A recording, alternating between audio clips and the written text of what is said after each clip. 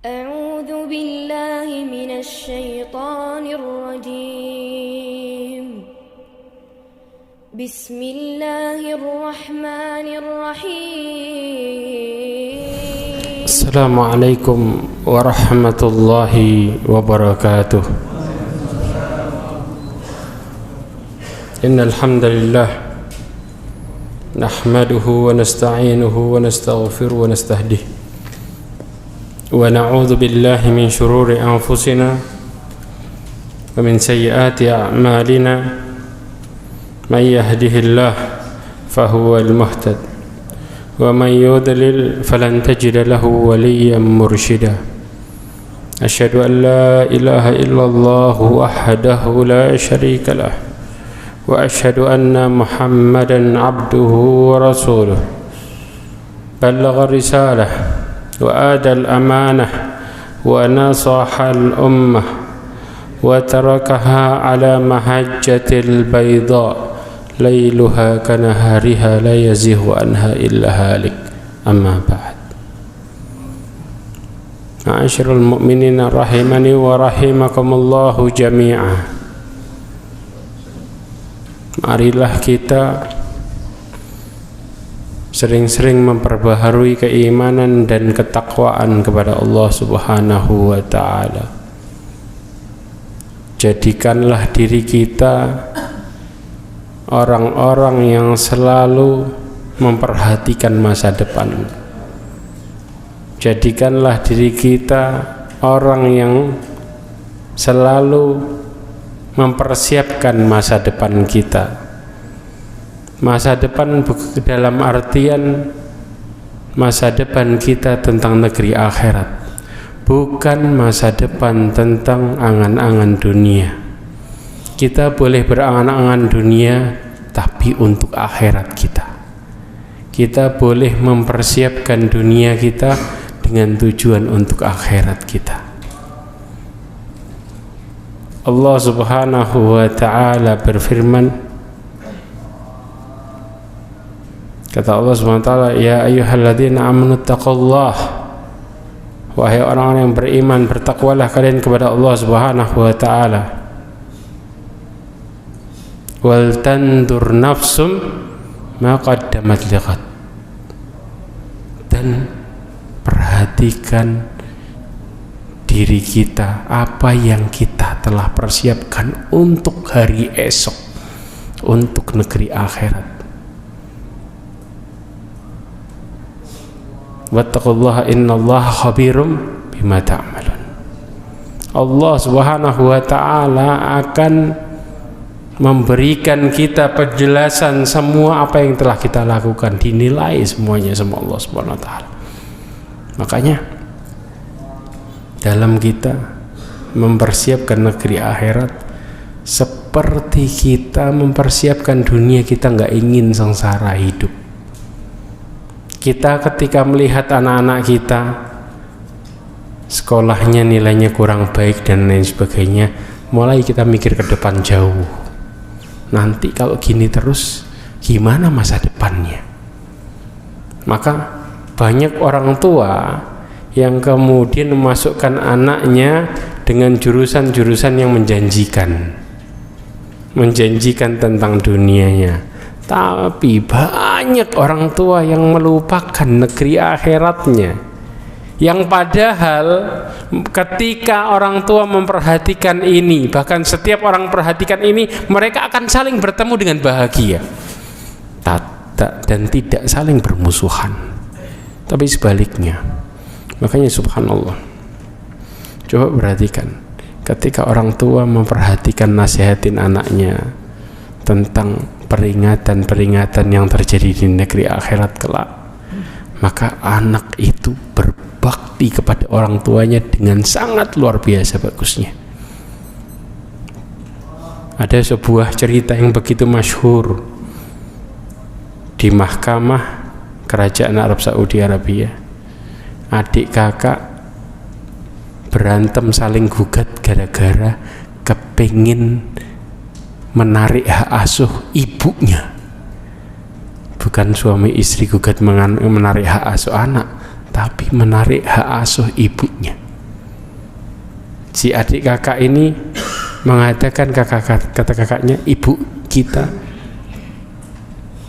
berhak untuk hidup, untuk tinggal di rumahku. Adiknya enggak, harus di rumah saya. Kebayang enggak? Adik kakak saling gugat supaya ibunya tinggal di rumah mereka. Kalau seorang ibu tidak menanamkan nilai agama yang kuat di diri seorang anak, maka tidak mungkin seseorang kemudian bisa berbakti dengan orang tuanya sedahsyat itu. Karena siapa yang mengajarkan berbakti kepada orang tua dengan bakti yang besar? Islam. Bukan pelajaran tentang perkara dunia, tapi agama. Karena berapa banyak orang-orang yang kemudian mereka melihat dengan berbagai kesuksesan dunianya, namun berapa banyak mereka saling lempar tentang orang tua. Si adik mengatakan, sudahlah kakak aja. Si kakak mengatakan, enggak, adik aja, saya sibuk. Tapi tidak dengan Islam yang memotivasi seseorang sehingga terjadilah hal yang begitu indah. Maka hakim pun dan seisi mahkamah menangis kejadian ini, karena mereka melihat kenyataan yang selama ini diajarkan. Ini praktek yang real, yang nyata. Ini hasil dari ketakwaan kepada Allah. Kenapa? Kakak dan adik tersebut sadar surga mereka di depan mata. Mereka berebut untuk masuk pintu surga. Mereka berebut untuk siapa yang mendapatkan keutamaan mudah masuk ke dalam surga. Maka sebenarnya mereka bukan berebut orang tua. Pada dasarnya mereka berebut keridhaan Allah dan pintu surga. Padahal ibu mereka posisi sudah tua. Ini lihatlah bagaimana ketakwaan itu berjalan kepada setiap jiwa yang mereka menghiasi jiwa tersebut dengan akhlak yang mulia. Ma'asyiral mu'minin rahimani wa rahimakumullah. Maka hiasin diri kita, perbaharui ketakwaan kita, penyebab-penyebab yang menjadikan diri kita takut kepada Allah Subhanahu wa taala. Selalu pelajari dalam hidup, motivasi bila perlu setiap bangun tidur, mau tidur lagi, yakinkan diri kita ajal dekat. Karena orang-orang yang takut kepada Allah, mereka yang sadar tentang ajal mereka. Allah berfirman, wasta'inu bis-sabri was-salah wa innaha lakabiratun illa 'alal khashiin. Wah, mintalah pertolongan kepada Allah dengan sabar dan sholat, sesungguhnya itu berat, gak gampang kecuali orang yang khusyuk. Orang yang khusyuk, orang yang takut, yang bagaimana? Alladzina yadunnuna annahum mulaqu rabbihim wa annahum ilaihi rajiun. Mereka yang yakin mereka akan kembali kepada Allah. Mereka akan berhadapan dengan Allah Subhanahu wa taala untuk dipertanggungjawabkan amalnya. Mereka lah yang takut, mereka yang bertakwa, mereka yang khusyuk. Salawat serta salam kepada Nabi Muhammad sallallahu alaihi wasallam, Rasulullah yang maksum. Tapi Rasulullah terkadang di malam hari menangis semalaman penuh. Ini tanda kedekatan dirinya kepada Allah Subhanahu wa taala. Tanda Rasulullah sallallahu alaihi wasallam orang yang begitu dekat dan begitu besar rasa takutnya kepada Allah Subhanahu wa taala. Maka Allah Subhanahu wa taala memuliakan, menjadikannya nabi yang terbaik dan rasul yang terbaik. Karena begitu dekatnya dan cobaannya begitu besar, namun menghadapinya begitu tenang dan nikmat. Maka nggak salah kalau kemudian ketika Rasulullah ditanya man asyaddu balaan, siapa yang berat cobaannya, Rasulullah menjawab yang paling dekat dengan Allah, al-anbiya, para nabi. Kemudian yang berikutnya. Kenapa? Karena innallaha ibtala abdahu ala hasabi dini. Karena Allah menguji hambanya berdasarkan kadar agamanya. Fa in kana fi dini salban istadda bala'ah. Kalau agamanya semakin kuat, cobaannya juga semakin kuat. Wa in kana fi dinihi riqatan yubtala ala hasabi dini. Kalau agamanya rapuh, cobaannya juga kecil. Lalu apa tujuan cobaan? Makanya beruntung. Saya bilang beruntung seseorang yang di akhir hidupnya Allah uji dengan cobaan. Maka sakit ujian yang sekarang berada di sekitar kita, di tengah fitnah yang dahsyat, merupakan tanda cinta Allah kepada kita. Allah perhatian sama kita semua. Karena betapa banyak orang-orang yang terseret sama fitnah itu nggak sadar mereka terfitnah. Tapi untuk membayar kesalahan itu dari mana? Berapa banyak dari orang-orang yang terfitnah dan mereka mudah bertobat? Berapa persen? Berapa banyak dari orang-orang yang terfitnah dan mereka mudah kembali kepada Allah? Berapa persen? Maka tujuan diuji. Kata Rasulullah, yubtala hatta yatrukahu yamshi 'alal ardi wa ma 'alaihi khati'ah. Ini tujuan utamanya. Mereka diuji sampai mereka meninggalkan berjalan di atas muka bumi dan mereka tidak punya dosa. Itu tujuannya. Maka beruntung.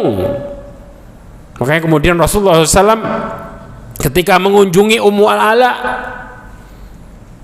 ya, kemudian Rasulullah SAW mengatakan, absyiri ya Ummu Ala. Ketika mengunjungi Ummu Ala dalam posisi sakit, kabar gembira wahai Ummu Ala. Kenapa? Allah Subhanahu wa ta'ala menghapuskan dosa seseorang dengan cobaan. Makanya ketika Rasulullah mengunjungi orang yang sakit dengan memberikan kabar gembira, kenapa? Dosanya dihapusin. Sebagaimana karat menghapuskan, sebagaimana ya api menghapuskan karat dari emas dan perak. Kata Rasulullah, sebagaimana api menghapuskan karat dari emas dan perak. Kira-kira ada sisa enggak? Enggak. Bersih, sama. Sakit, cobaan itu ngapusin dosa. Maka beruntung orang yang di akhir hidupnya dicoba di tengah fitnah yang dahsyat. Di sekarang ini yang banyak orang melakukan dosa dan tidak sadar mereka tengah melakukannya. Berapa banyak? Coba kita sebentar duduk. Ketika banyak orang saling ngobrol, dosanya pun juga jalan kadang-kadang. Siapapun dia, terkadang nggak terasa. Kenapa? Ngomongin orang nggak terasa, ikut hanyut. Begitu kemudian selesai majelis, kemudian kita baru sadar, oh iya barusan saya ngomongin orang, tapi udah buyar. Ini hal-hal yang kadang-kadang dianggap sepele. Karena apa? Makanya kemudian Allah SWT memberikan wabah besar. Kenapa? Karena idza fasya, apabila kemudian kemaksiatan dalam sebuah kaum tersebar hatta yu'linu biha atau hatta u'linu biha, sampai kemudian diumumkan tuh kemaksiatan. Kalau kemaksiatan sudah diumumkan, sudah jadi hal yang wajar. Maka kata Rasulullah menasihatkan ini kepada orang-orang Ansor, ya. Maka kata Rasulullah apa? Maka Allah akan berikan taun, wabah, au auja allati lam takun fi aslafihim alladziina madaw, atau penyakit yang nggak pernah terjadi sebelumnya. Dalam sejarah nggak pernah terjadi sebelumnya penyakit kayak gitu. Allah kasih penyakit yang aneh. Gara-gara apa? Kemaksiatan sudah diumumkan, sudah di media di mana-mana. Orang bermain kemaksiatan, main hoax, main ini, main fitnah sudah biasa. Tinggal pencet, nyebar. Di tengah kayak gini Allah uji kita sebelum meninggal. Berarti itu tanda cinta. Karena berapa banyak kita mencetak dosa dengan hanya pegang HP, cuman main pencet aja udah. Dosa pun berjalan dengan begitu banyak dan udah. Na'udzubillah min dzalik. Ma'asyiral mu'minin rahimani wa rahimakumullah. Ini motivasi buat kita untuk berhati-hati hidup di masa ini. Masa yang tanda-tanda besar tentang akhir zaman bermunculan satu-satu. Masa yang dimana Rasulullah memperingatin 1400 tahun yang lalu. Hati-hati, berapa banyak hadis Rasulullah yang memperingatkan tentang itu, hati-hati. Dan sekarang terjadi satu-satu. Kita akan teruskan lagi pembahasan kita tentang masalah sumpah palsu. Imam Dhahabi menjelaskan dalam bab ini bukan ternyata tentang masalah sumpah palsu aja, tapi ada sumpah yang lebih berat daripada sumpah palsu. Kita juga akan bahas, yaitu apa? Sumpah dengan mengatasnamakan selain Allah. Ini kadang-kadang jadi hal yang biasa. Contohnya apa? Sumpah atas nama siapa? Rasulullah terjadi. Demi Rasulullah. Kadang-kadang digabung, demi Allah, demi Rasulullah. Rasulullah mengingkari sumpah yang ini. Karena tidak boleh mutlakan sumpah selain atas nama Allah Subhanahu wa ta'ala. Karena yang berhak di atas namai hanya Allah Subhanahu wa ta'ala. Ya. Kita akan bahas. Dikatakan wasahhat taghlid ismul halifun kadhiban ba'dal asr wa inda mimbar Rasulullah sallallahu alaihi wasallam. Dikatakan dan benar banyak riwayat yang sahih yang taghlidul itsm al-halif, memberatkan ya ismal halif, sumpahnya orang yang bersumpah palsu di mimbarnya Rasulullah pada waktu asar. Ya, nanti saya menjelaskan kenapa sumpah palsu ya tambah berat. Di posisi mana nyumpahnya di mimbar lagi, tapi palsu, bohong, plus di waktu asar. Ada apa dengan dua hal ini? Ya, larangan sumpah ini ya, apa hadis-hadisnya? Karena Imam Ad-Dhahabi menjelaskan banyak dalil-dalil sahih yang menjelaskan tentang larangan sumpah palsu di mimbar Rasulullah pada waktu asar. Hadis ini posisinya terpisah. Ketika larangan sumpah palsu di mimbar, Rasulullah SAW mengatakan di dalam hadis yang diriwayatkan Imam Ahmad, Abu Dawud, Nasai dan disahihkan oleh Ibnu Hibban, dikatakan man halafa ala mimbari hada biyamin athimah tabawwa'a maq'adahu minan nar. Perhatikan ini. Barang siapa yang bersumpah di mimbarku ini dengan sumpah dusta, maka hendaknya mengambil tempatnya di neraka. Jadi disiapin posisi khusus nanti di neraka. Kenapa? Gara-gara ngambil sumpah palsu pas posisi di mimbar. Kebayang ya? Oke. Yang berikutnya, bahkan hadis ini lebih menekankan lebih dalam lagi. Rasulullah mengatakan la yahlifu ahadun inda mimbari hadha ala yaminin athimatin walau ala siwakin akhdara illa tabawwa'a maq'adahu minan nar aw wajabat nar aw wajabat lahun nar. Dikatakan apa? Barang siapa tidaklah seseorang bersumpah di mimbarku ini dengan sumpah palsu, walaupun cuman sekedar perkara kecil, perkara masalah siwak aja, perkara sepele sekalipun, tapi sumpahnya palsu, bahkan posisinya di mimbar Rasulullah SAW, maka hendaklah mengambil tempatnya di neraka atau Allah wajibkan baginya neraka. Ini punya iman dia, tapi masuk neraka dulu. Kenapa? Gara-gara melakukan ini dosa yang gede, double. Sedangkan pada waktu asar adalah hadis yang lain diriwayatkan oleh Bukhari dan Muslim, dikatakan bahwa sesungguhnya apa? Salasatun, 3 jenis manusia, la yukallimuhumullah yaumal qiyamah, enggak bakal diajak bicara sama Allah, 1. Wala yanzuru ilaihim, enggak bakal diperhatikan sama Allah, 2. Di saat orang butuh sama Allah, mereka diabaikan gitu aja. Yang ketiga, wala yuzakihim, tidak akan pernah disucikan sama Allah dosanya. Yang keempat apa? Walahum adzabun alim, Allah pastikan mereka mendapatkan adab. Ini di hari kiamat, belum hisab, hari kiamat. Paham ya?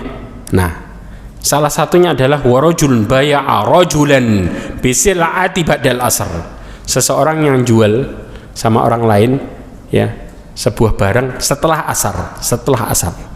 Tapi apa? Fahala falahu billah, dia mengatakan wallahi, bersumpah. La, dikatakan la akhadaha bikada wa kada. Kata dia bersumpah, tidaklah aku membelinya dengan harga sekian atau sekian. Kemudian orang yang diajak ngomong tadi percaya. Orang yang jual mengatakan apa? Modal saya segini. Pakai wallahi. Ya. Kemudian wa huwa ala ghairi dzalik. Sampai orang itu percaya padahal si penjual bohong. Ya. Sumpahnya kapan? Habis asar. Kondisinya terpuruk total.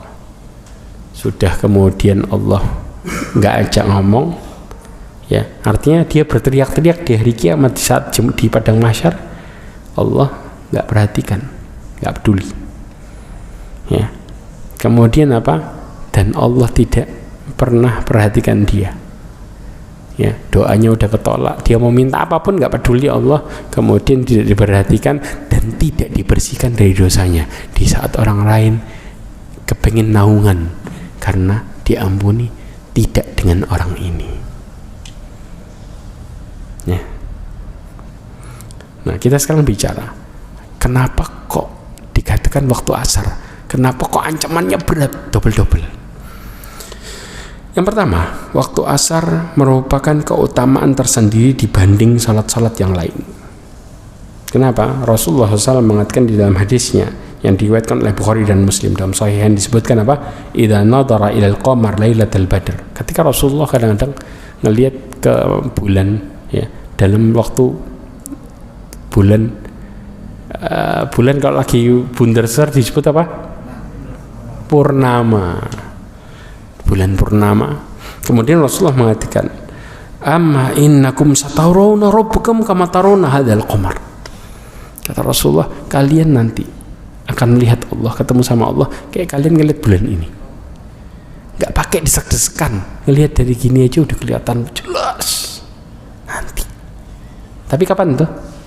Kalau sudah masuk surga. Jadi masuk surga ada kenikmatan yang lebih nikmat dari surga. Di dalam surga paling nikmat apa? Ngelihat Allah. Nanti akan Allah tampakkan dirinya. Kemudian wala tudammuna fi ru'yati, nggak bakal desak-desakan kumpul jadi satu kemudian susah gitu, enggak. Kayak orang ada hajatan kemudian kumpul susahan, desak-desakan enggak pakai. Siapa mereka? Fa in istata'tum alla tughlabu ala salatin qabla tulu'i syamsi wa qabla ghurubiha faf'alu. Subhanallah. Maka dikatakan apa? Kalau kalian mampu untuk tidak dikalahkan dari sholat sebelum matahari terbit sama sebelum terbenam. Sholat apa? Subuh sama asar. Kalau kita mempertahankan dua sholat ini dengan baik, maka Allah memberikan kita kesempatan untuk melihat Allah langsung. Rasulullah ngomong, sholat asar, waktu asar. Ini sudah waktu asar, waktu utama yang Allah perhatikan. Kita ngelakuin dosa gede. Jelas ya. Kemudian juga sholat asar, waktu asar adalah waktu yang terbaik. Dari sholat subuh sama asar, yang terbaik mana? Asar. Ya. Ini kan masih subuh sama asar sama. Kalau kemudian ini dibandingkan mana? Asar yang paling luar biasa. Berarti asar terbaik dari semua sholat. Karena apa? Rasulullah SAW mengatakan dalam hadis, ketika Rasulullah SAW disibukkan oleh orang-orang musyrikin di saat itu. Perang apa? Perang Khandaq, perang Warid.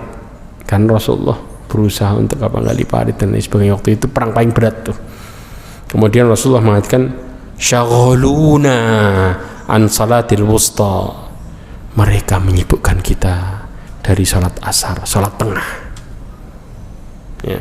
Maka kemudian Syekh Muhammad Ibn Shalih Al-Utsaimin menjelaskan, kedua salat ini, salat subuh dan asar adalah yang paling utama. Tapi apa? Dari yang lebih utama di antara keduanya adalah salat asar.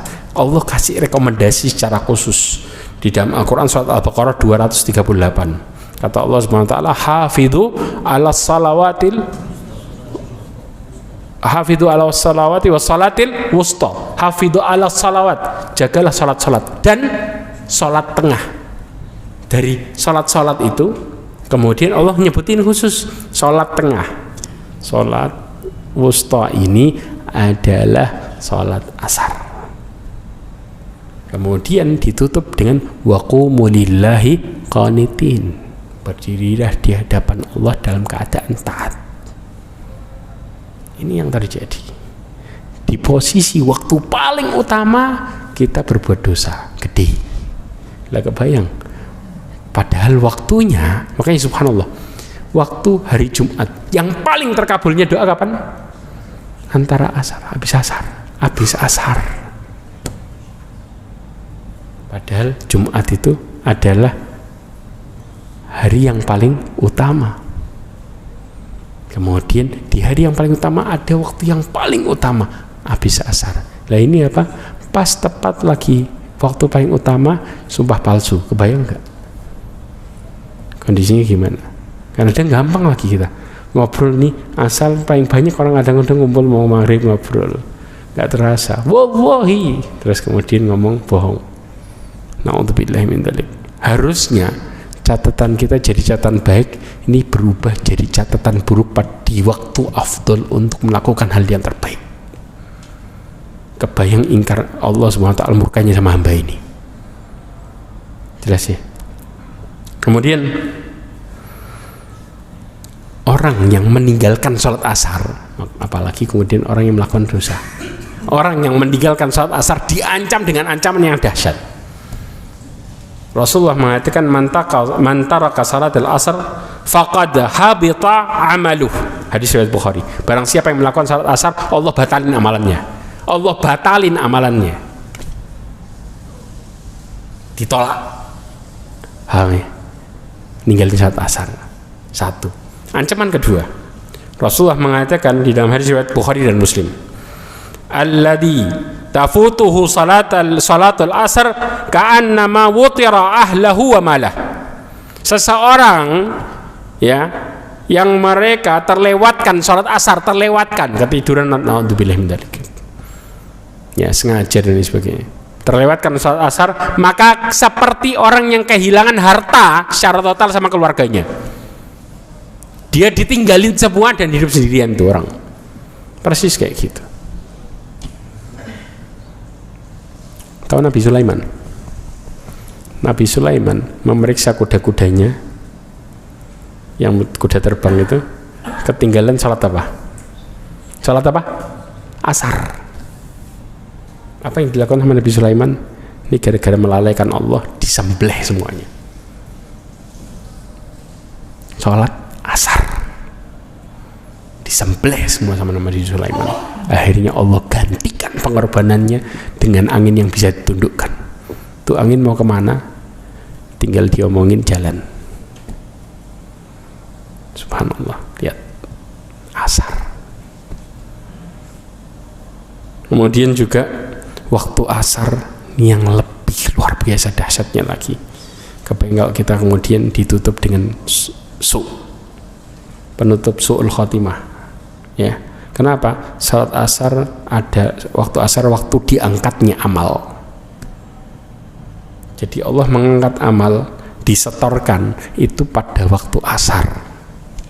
Pas kita ditutup, hambaku lagi ngapain? Lagi sumpah palsu. Kita aja kalau ditutup lagi ngapain? Ada yang lagi zina, lagi ini. Kita teriak naudzubillahi min dzalik. Lagi sumpah palsu. Allah juga murka dengan orang-orang yang seperti ini. Ini dilakuin pas penutup lagi. Makanya kemudian apa? Rasulullah mengatakan dalam hadisnya, yata'aqabuna fikumul malaika bil lail wa malaika bin nahar. Para malaikat siang malam itu saling yata'aqabun, bersilih berganti-gantian. Ya. Kemudian wa ijtami'una fi salatil fajr wa salatil asr. Dan kumpulnya pada waktu sholat subuh sama sholat asar. Kenapa? Pergantian malaikat malam ganti sama shift siang itu pas waktu subuh. Malaikat siang ganti sama shift malam pada waktu asar. Ini laporan sama Allah nih. Ya. Kemudian thumma ya'rujul ladina batu fikum fayas'aluhum rabbuhum huwa a'lamu bihim kaifa taraktum ibadi. Kemudian malaikat ini semua naik ke langit apa? Yang mengawasi untuk laporan. Kemudian Allah menanyakan mereka, padahal Allah lebih tahu tentang hambanya. Allah menanyakan tentang hambanya. Kata Allah apa? Bagaimana kalian meninggalkan mereka? Lagi ngapain? Maka para malaikat mengatakan fayaquluna taraknahum wa hum yusallun. Kami ninggalin mereka, mereka lagi sholat. Kalau yang taat, kalau yang lagi maksiat, kami ninggalin mereka, mereka lagi maksiat. Kebayang nggak? Kalau yang dosanya gede, dosa besar, kami ninggalin mereka lagi bohong, lagi ngurangin timbangan, lagi naudzubillah min dzalik. Makanya lihat kondisinya. Maka kemudian apa? Wa atainahum wa hum yusallun. Kami mendatangi mereka, mereka sedang sholat. Efeknya apa? Di dalam hadis yang lain, hadis tadi diriwayatkan oleh Imam Bukhari dan Muslim dan Imam Ahmad. Di hadis riwayat Imam Ahmad yang lain dikatakan, maka malaikat mengatakan, ampunilah mereka pada hari kiamat. Yang tadi ninggalin sedang sholat, ngomong sama Allah, ampuni mereka pada hari kiamat. Kalau kita lagi berbuat dosa, pas lagi malaikat ninggalin kita, apa yang terjadi? Berarti kira-kira doain kita atau kemudian berharap kita diadab? Jelas jawabannya. Paham di sini ya? Ini kenapa kok kemudian sampai kemudian Allah murka dengan kemurkaan yang berlipat-lipat? Karena ini yang terjadi.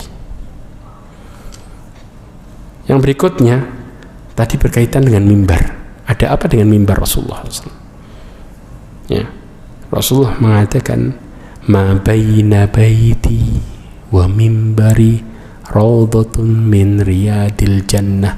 Hadis yang masyhur dalam sahihain disebutkan, antara rumahku dengan mimbarku, antara rumahku dengan mimbarku, taman dari taman surga.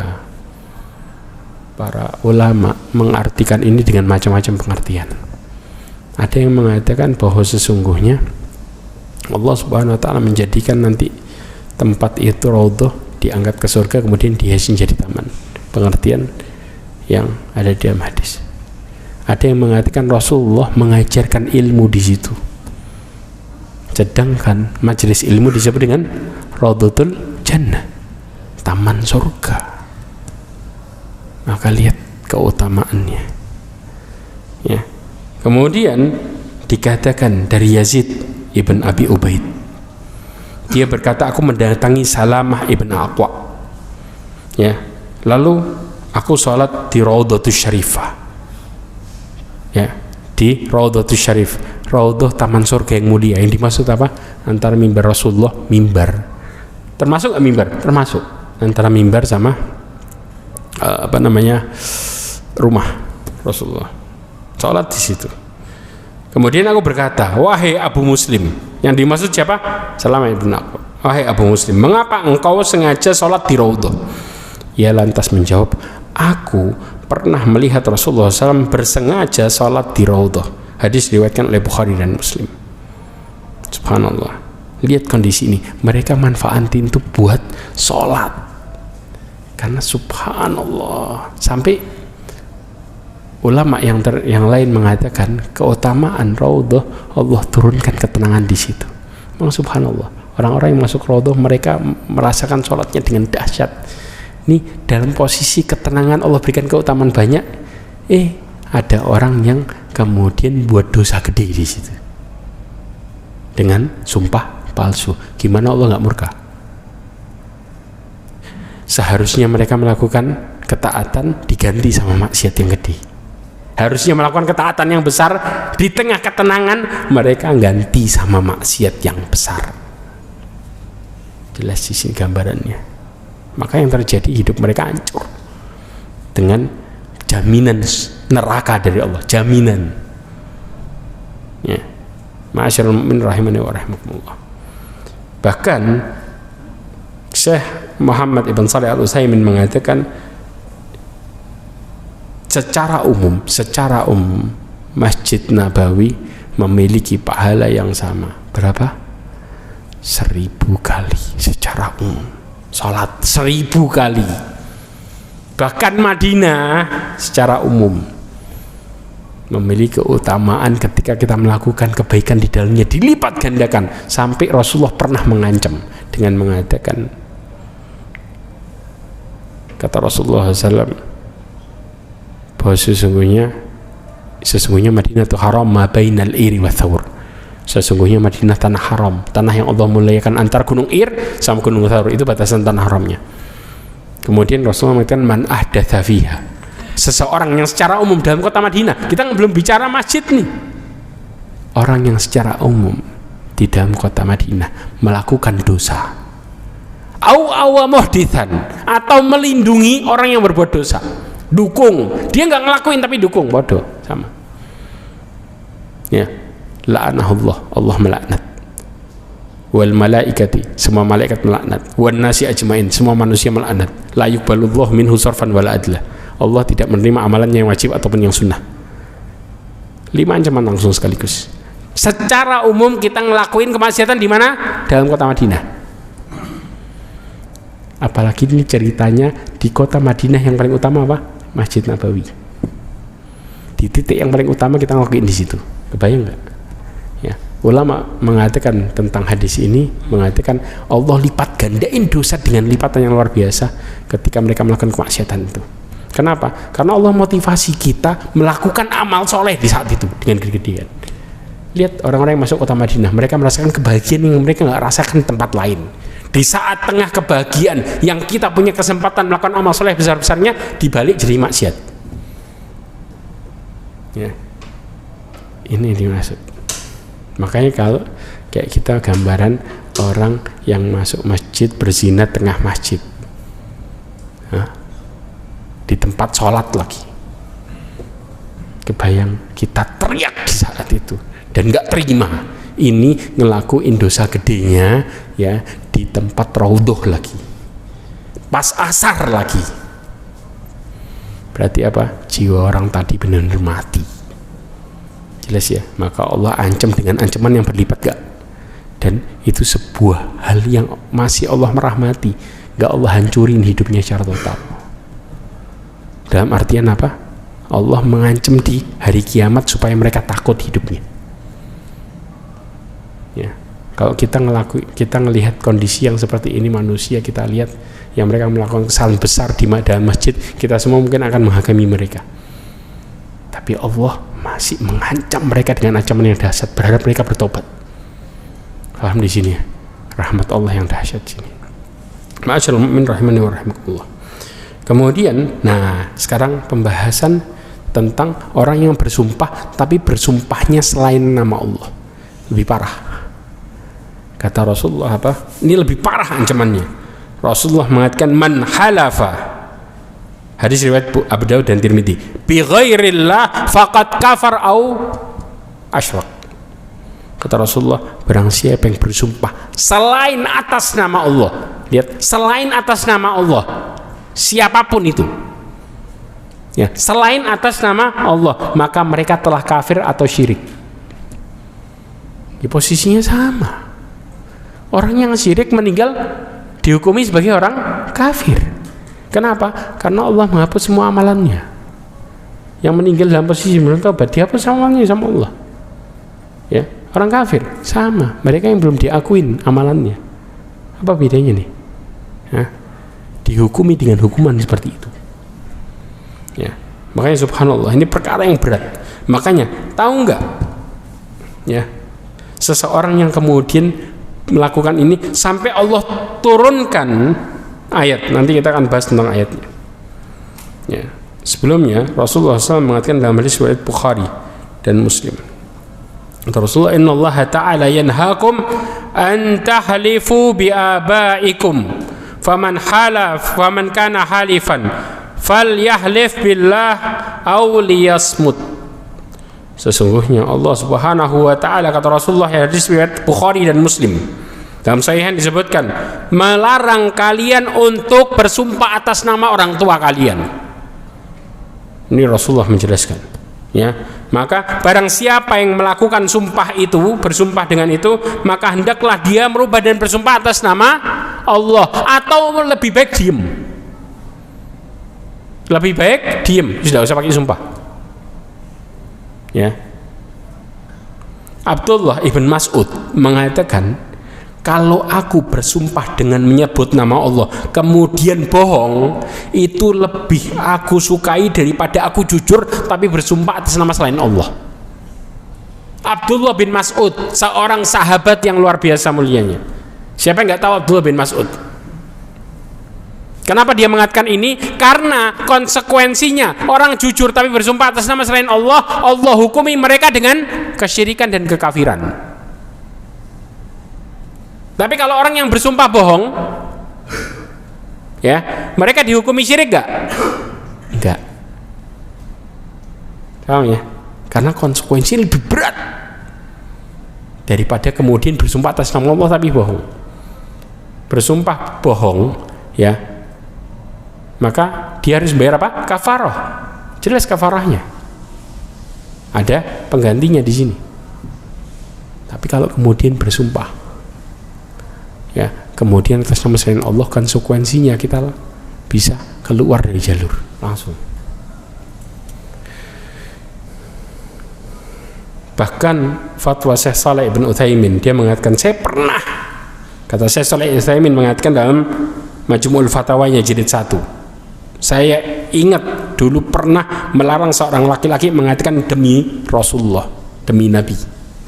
Ada orang yang mengatakan itu. Maka kata Syekh Utsaimin, dia melarangnya. Kenapa? Ketika dia mengucapkan sesuatu kepadaku sembari berkata demi Nabi, aku tidak akan mengulanginya. Karena dia hanya ingin menguatkan bahwa dia tidak ingin mengulangi. Tapi dia terbiasa lisannya dengan mengucapkan demi Nabi. Kebiasaan dibawa sama dia. Kadang-kadang orang disumpahin lebih kuat lagi, ngerasa dengan mengatakan apa? Demi Allah dan Rasulnya. Demi Allah, demi Rasulullah, bareng-bareng. Ada nggak? Banyak. Ya. Yang pertama benar, yang kedua yang bermasalah. Ya. Maka kami katakan, berusahalah semampumu untuk menghapuskan ucapan seperti itu dari lisanmu. Biasaan dia soalnya. Sebab ia adalah perbuatan syirik, sedangkan perbuatan syirik amat bahaya sekecil apapun. Bahkan Syekhul Islam Ibnu Taimiyah, Allah tidak akan mengampuni kesyirikan sekecil apapun. Syirik kecil pun kena. Ya.